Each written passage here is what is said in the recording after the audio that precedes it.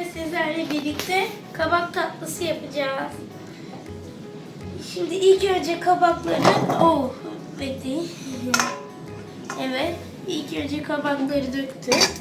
Sonra kabakları yayacağız. Böyle her yerine denk gelecek şekilde. Sonra şeker var. Yani buradaki şekeri böyle tam ortasına denk gelecek şekilde. Sonra yayacağız onu da etrafa. Biraz bekleyin.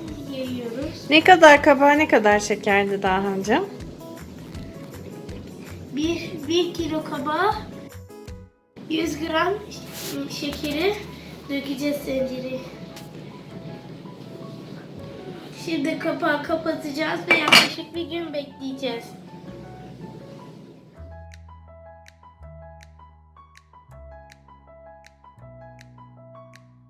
Yapmamız gereken bu karanfilleri içine atıp ocağı gördüğünüz gibi yakmak.